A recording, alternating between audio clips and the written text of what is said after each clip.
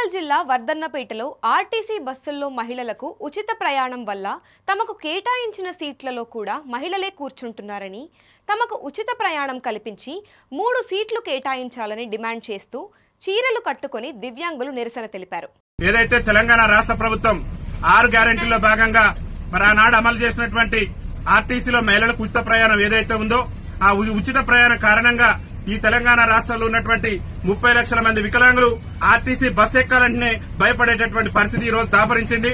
ఇవాళ మహిళలు వచ్చి మాకు వికలాంగులకు ఉన్నటువంటి సీట్లలో కూడా ఆధిపత్యం చెలాయిస్తూ వికలాంగుల సీట్లలో కూడా వారు కూర్చోవడం వల్ల వికలాంగులు చాలా తీవ్రమైనటువంటి ఇబ్బందులు ఎదుర్కొనేటటువంటి పరిస్థితి ఉంది. కాబట్టి తెలంగాణ రాష్ట్ర ముఖ్యమంత్రి రేవంత్ రెడ్డి గారిని, అదేవిధంగా తెలంగాణ రాష్ట్ర మంత్రి మరి పొన్నం ప్రభాకర్ గారు రవాణా శాఖ మంత్రిగా ఉన్నారు కాబట్టి తక్షణమే బాధ్యత తీసుకుని వికలాంగులకు గతంలో ఉన్నటువంటి 1 సీటుకు మరో 2 అదనపు సీట్లు కేటాయించి వికలాంగుల సీట్లలో వికలాంగులే కూర్చునే విధంగా రాష్ట్ర ప్రభుత్వం వెంటనే చర్యలు తీసుకోవాలని చెప్పేసి కూడా భారత వికలాంగుల హక్కుల పరిరక్షణ సమితి ఆధ్వర్యంలో ఈ రోజు వరంగల్ జిల్లా వర్ధన్నపేట ఆర్టీసీ బస్టాండ్ లో మేము చీరలు కట్టుకుని రాష్ట్ర ముఖ్యమంత్రి గారు కనువిప్పగలగాలి. వికలాంగుల పరిస్థితి ఆర్టీసీ బస్సులు ఎంత దయనీయంగా తయారైందనేది రాష్ట్ర ముఖ్యమంత్రి గారు కనువిప్పగలగాలని చెప్పేసి ఇలా చీరలు కట్టుకుని మా వికలాంగుల సమాజం ఇలా నిరసన వ్యక్తం చేస్తుంది.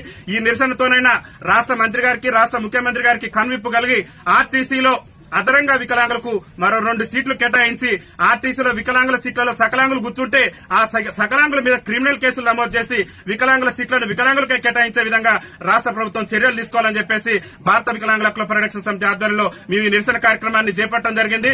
ముఖ్యమంత్రి గారికి ఒకటే మేము విజ్ఞప్తి చేస్తున్నాం, మీరు 6 గ్యారెంటీల సంగతి ఏందో తెలియదు కానీ అవసరమైతే వికలాంగుల కోసం ప్రత్యేకంగా మీరు బస్సులన్నా ఏర్పాటు చేయండి. కానీ మేము అవస్థలు పడుతున్నాం, ఇబ్బందులు పడుతున్నాం. ఆర్టీసీ బస్సు ఎక్కాలంటేనే మా గుండెల్లో రైలు పరిగెత్తేటటువంటి పరిస్థితి ఉంది. ఎందుకంటే మా మహిళా అక్కలు, మా మహిళా చెల్లెళ్లు తోసుకుంటూ పోతున్నటువంటి క్రమంలో వైకల్యం ఉన్నటువంటి మేము అంగవైకల్యంతో బాధపడుతూ ఒక పక్క దుర్భర జీవితాలు గడుపుతూ ఆర్టీసీ బస్ ఎక్కాలంటే మరి చాలా తీవ్రమైనటువంటి ఇబ్బందిని ఎదుర్కొంటాం. కాబట్టి రాష్ట్ర ముఖ్యమంత్రి గారు వెంటనే స్పందించి ఆర్టీసీలో మరి వికలాంగులకు అదనపు సీట్లు కేటాయించడంతో పాటు వికలాంగుల సీట్లలో వికలాంగులు కూర్చునే విధంగా మరి జీవోను జారీ చేయాలని చెప్పేసి కూడా రాష్ట్ర ముఖ్యమంత్రి రేవంత్ రెడ్డి గారిని విజ్ఞప్తి చేస్తూ, దాంతో పాటు కాంగ్రెస్ పార్టీ ఎన్నికల మేనిఫెస్టోలో కూడా చెప్పింది ఆర్టీసీలో ఒక మహిళలకే కాదు వికలాంగులకు కూడా ఉచిత రవాణా సౌకర్యం కల్పిస్తామని కాంగ్రెస్ పార్టీ అభయాస్త్రం మేనిఫెస్టోలో పేర్కొంది. కాబట్టి తక్షణమే ఆర్టీసీలో వికలాంగులకు 100% రాయితీతోని ఉచిత రవాణా సౌకర్యం కూడా కల్పించాలని చెప్పేసి కూడా భారత వికలాంగుల హక్కుల పరిరక్షణ సమితి తెలంగాణ రాష్ట్ర కమిటీ పక్షాన మేము విజ్ఞప్తి చేస్తూ ఈ రోజు ఈ నిరసన కార్యక్రమాన్ని చేపట్టడం జరిగిందని చెప్పేసి తెలియజేస్తూ వికలాంగుల ఐక్యత.